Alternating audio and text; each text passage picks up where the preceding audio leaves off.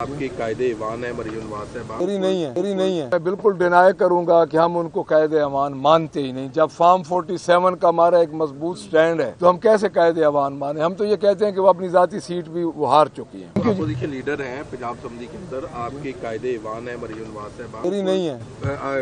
अवान का हिस्सा तो है ना सर।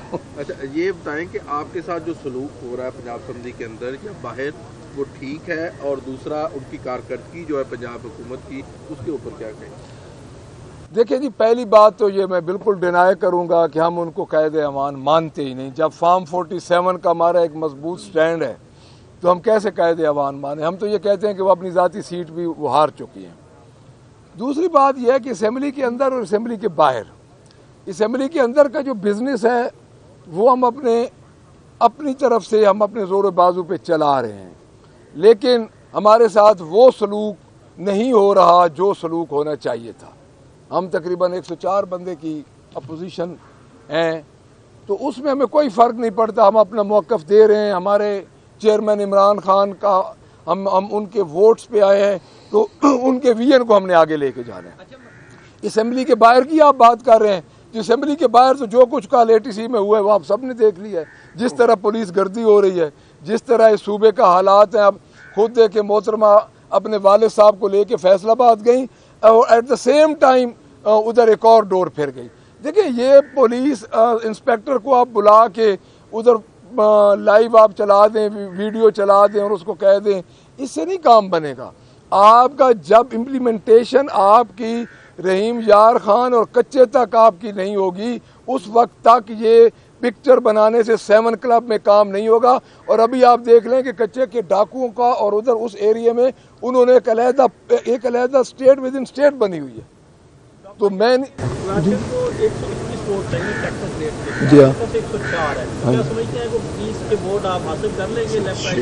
हमारे पास 106 है इंशाल्लाह जी, और इंशाल्लाह कोई अल्लाह के बंदों का ज़मीर जाग जाएगा तो हमें वो वोट दे देंगे इंशाल्लाह। हमारी कोशिश तो पूरी है। देखिए जी, मैं अपनी बात बताऊं, मैं स्पीकर का इलेक्शन लड़ा हूं। मैंने मुस्लिम लीग के किसी बंदे से रब्ता नहीं किया। उसकी 2 वजूहत थी। एक वजूहत ये है कि जो बंदे फार्म 47 के हैं हम उनको मानते ही नहीं।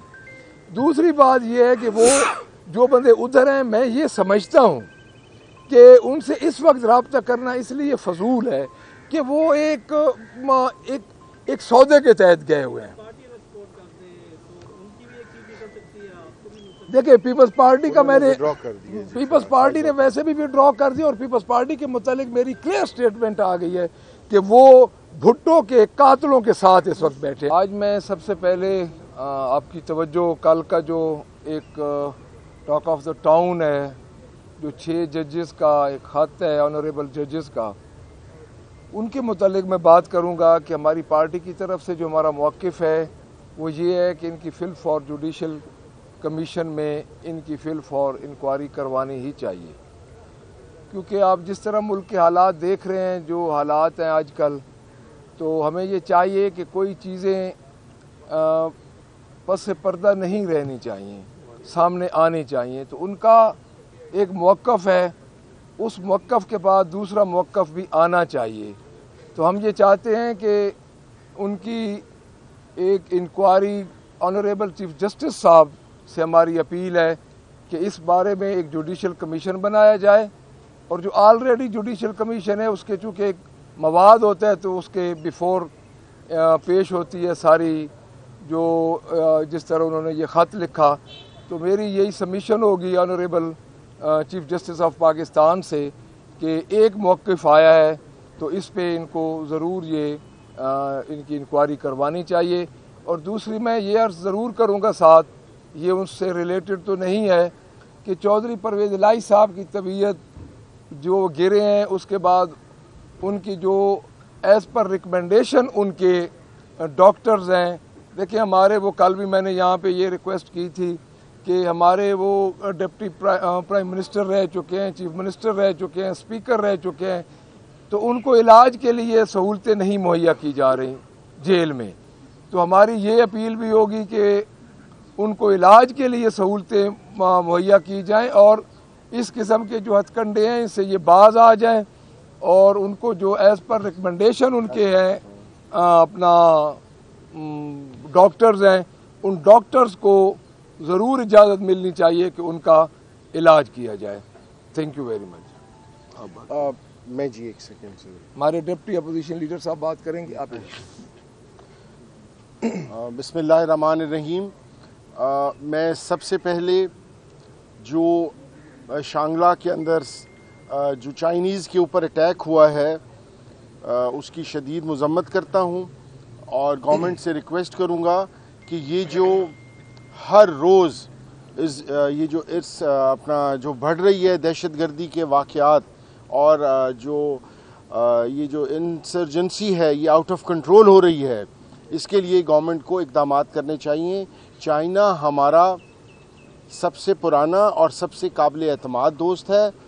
کچھ ملک کے اندر اور کچھ ملک سے باہر جو اپنا فورسز ہیں وہ چائنا اور ہمارے تعلقات خراب کرانے کی کوشش کر رہے ہیں. تو ہم اس واقعے کی پرزور مذمت کرتے ہیں اور گورنمنٹ کو ریکویسٹ کرتے ہیں کہ ان کی سیکیورٹی کے لیے بہتر اقدامات کرے. اور یہ جو دہشت گردی کے واقعات آپ نے چند دنوں میں دیکھے ہیں، پہلے کرنل صاحب اپنے 6 ہمارے فوجی بھائیوں کے ساتھ شہید ہوئے، اب یہ والا جو واقعہ ہے اس کے لیے ہمیں اس کو سیریس لینا چاہیے اور اس کا جس حد تک فورن لیول کے فورن پالیسی لیول کے اوپر تدارک ہو سکے کرنا چاہیے. Thank you. یہ بتائیے گا کہ پنجاب حکومت یہ کہہ رہی ہے کہ چودھری پرویز الہی جو ہیں وہ بلکہ خود جو ہیں وہ پولیس اہلکاروں کو اینٹیں مار رہے ہیں، ہراسمنٹ کر رہے ہیں، آپ ان سے سہولیات مانگ رہے ہیں، کیا ان کا الزام ٹھیک ہے؟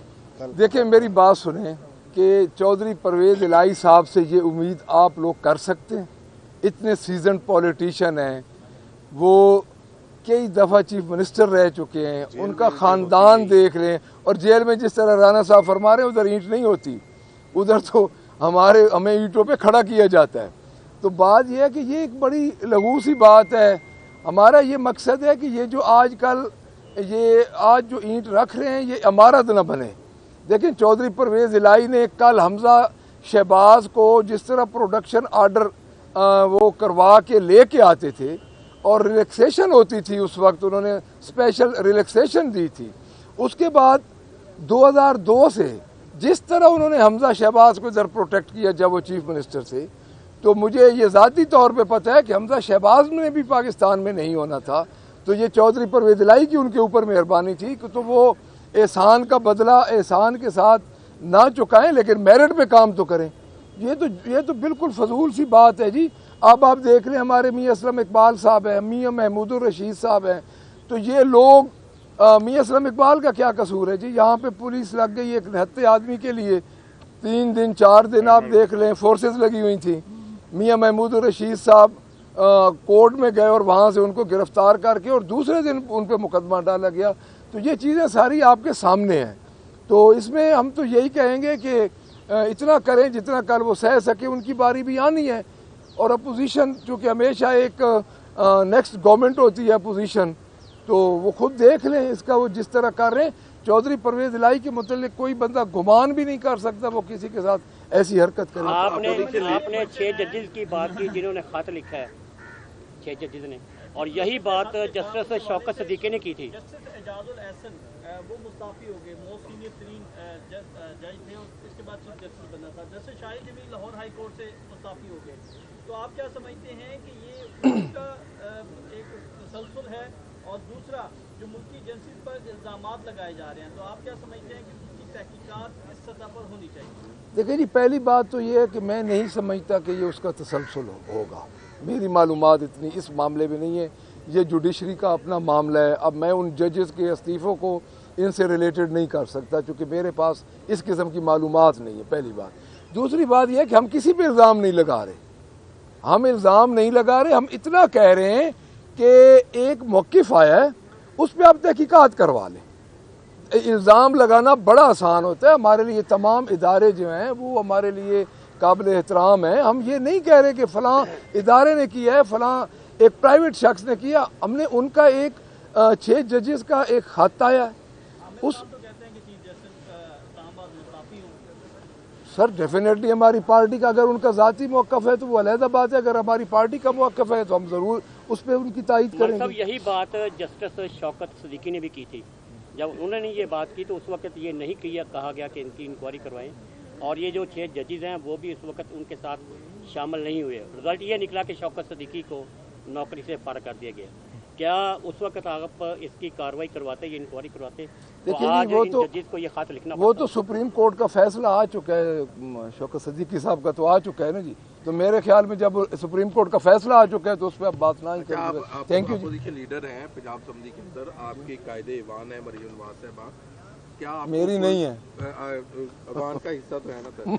अच्छा ये बताएं कि आपके साथ जो सलूक हो रहा है पंजाब असेंबली के अंदर या बाहर वो ठीक है, और दूसरा उनकी कारकर्दगी जो है पंजाब हुकूमत की, उसके ऊपर क्या कहें?